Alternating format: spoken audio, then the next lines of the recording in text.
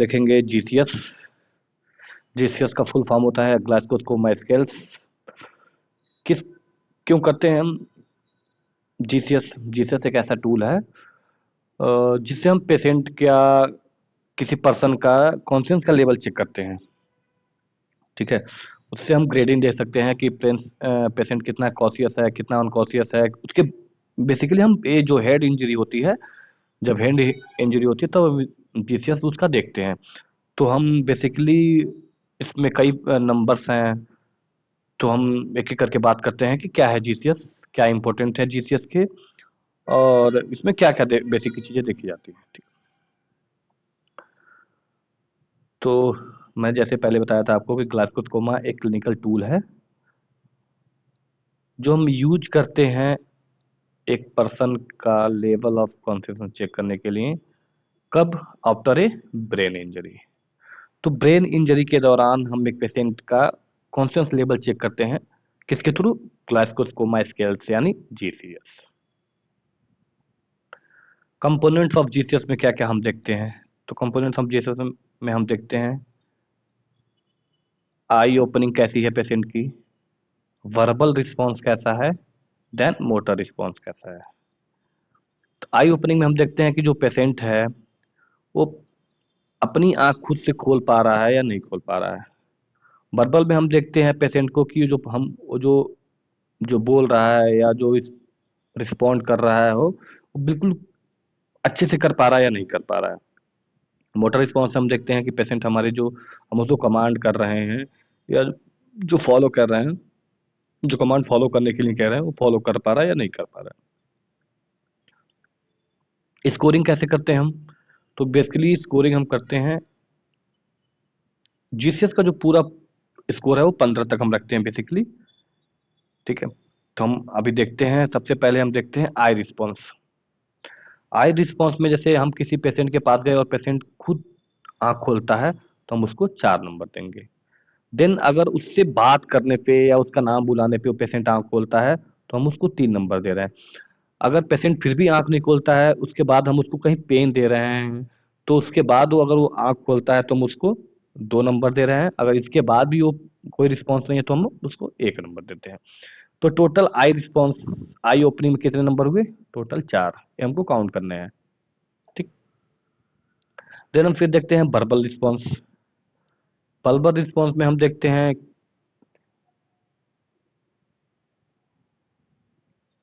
कि हम उससे कुछ भी पूछते हैं, उसका नाम, किस जगह पे हो, क्या टाइम है अभी, कौन सा डेट है आज, तो पूरे मेरे सवालों का सही सही जवाब दे रहा है अगर, तो हम उसको देंगे 5 नंबर। देन अगर वो पेशेंट कंफ्यूज है, जैसे उसको अपना नाम पता है लेकिन वो कहाँ है नहीं पता है, क्या डेट है आज की नहीं पता है, तो हम उसको 4 नंबर देंगे। देन पेशेंट कोई गलत, जैसे मैं कुछ उसको कमांड कर रहा हूँ, चाहे उससे कुछ बात करने की कोशिश कर रहा हूँ और उससे डिफरेंट बात कर रहा है, जैसे उस सब से कोई लेना देना ही ना हो, तो हम उसको फिर दे रहे हैं 3 नंबर। फिर उसके बाद भी अगर पेशेंट, उससे बाद पेशेंट अगर बिल्कुल ऐसा वर्ड बोल रहा हो जो हमारे समझ से बाहर है, बिल्कुल भी उस वर्ड का कोई मीनिंग ही नहीं है, तो हम उसको देंगे 2 नंबर। देन उसके बाद भी अगर कोई उसका रिस्पॉन्स नहीं हुआ तो हम उसको 1 नंबर देते हैं। तो इसमें टोटल नंबर आप कितने हो गए? वर्बल रिस्पॉन्स पे हम टोटल दिए थे 5। मोटर रिस्पॉन्स में हम क्या देखते हैं? मोटर रिस्पॉन्स में हम देखते हैं कि पेशेंट को हम कोई भी कमांड फॉलो करने के लिए, हाथ उठाओ, पैर उठाओ, मुंह खोलो, जीभ दिखाओ, कुछ भी, तो पेशेंट तुरंत उस कमांड को फॉलो कर रहा है तो हम उसको 6 नंबर दे रहे हैं। देन पेशेंट कमांड फॉलो नहीं कर रहा है तो हम उसको कहीं पेन देते हैं या चेस्ट पे देते हैं, आई के ऊपर देते हैं।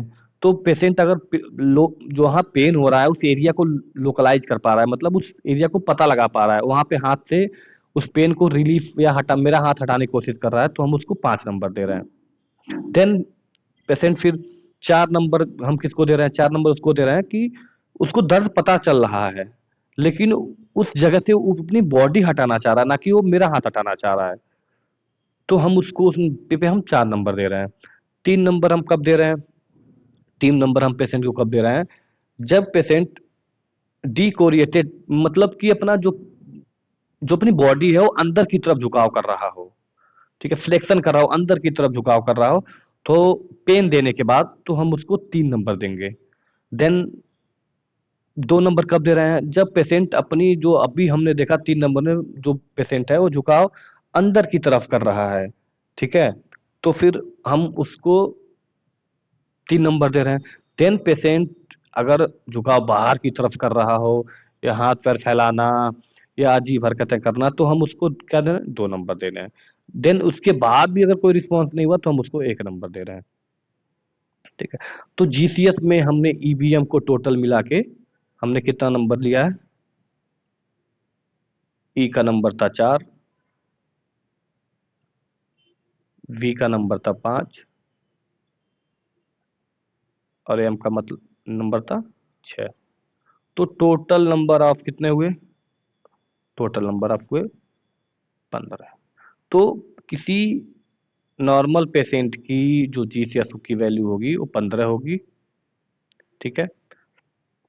अब हम कैसे डिफाइन करेंगे कि अगर जीसीएस इतना आया तो क्या होगा, जीसीएस किस में हमको तुरंत ट्रीटमेंट की नीड होगी, या तुरंत किसी डॉक्टर को बताने की नीड होगी। तो जैसे में अगर ब्रेन इंजरी हुई है, हल्की चोट लगी है, तो उसमें आइडियली उसका जो होगा वो 13 से 15 के बीच में होगा, उसका जीसीएस स्कोर।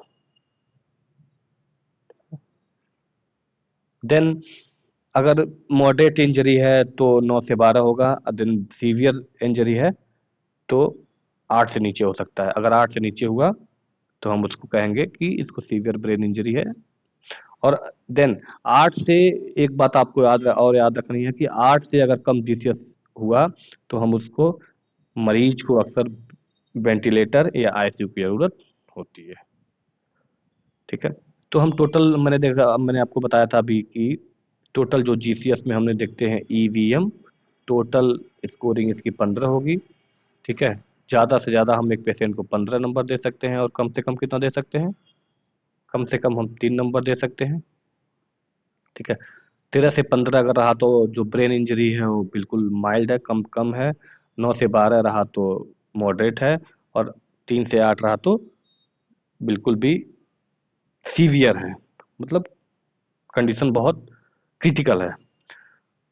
तो कैसा लगा ये वीडियो, आप कमेंट करके ज़रूर बताइएगा।